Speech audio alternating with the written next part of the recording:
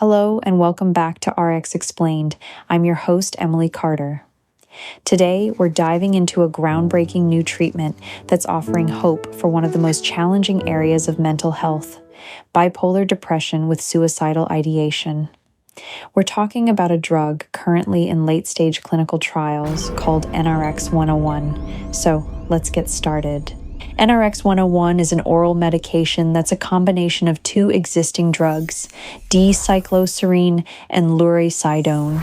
It's being developed specifically for patients with severe bipolar depression who are also experiencing suicidal thoughts or urges.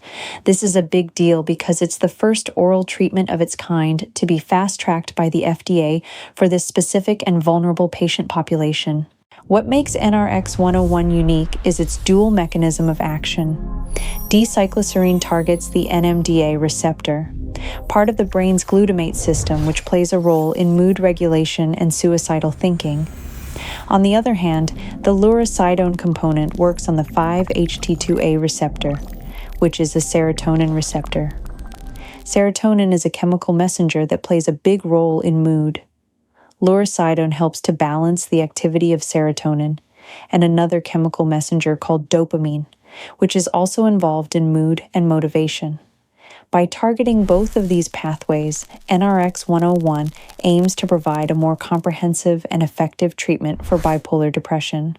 NRX-101 is being studied in adults with bipolar 1 or 2 disorder who are experiencing treatment-resistant depression and subacute suicidal ideation, meaning they have suicidal thoughts but don't require hospitalization.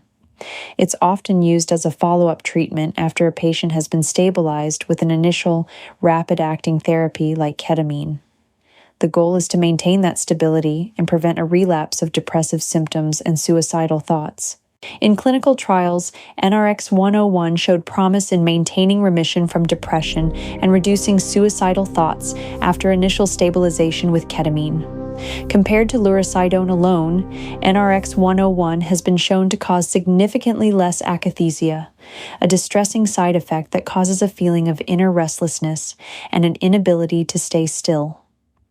It can be so uncomfortable that it can actually increase the risk of suicide.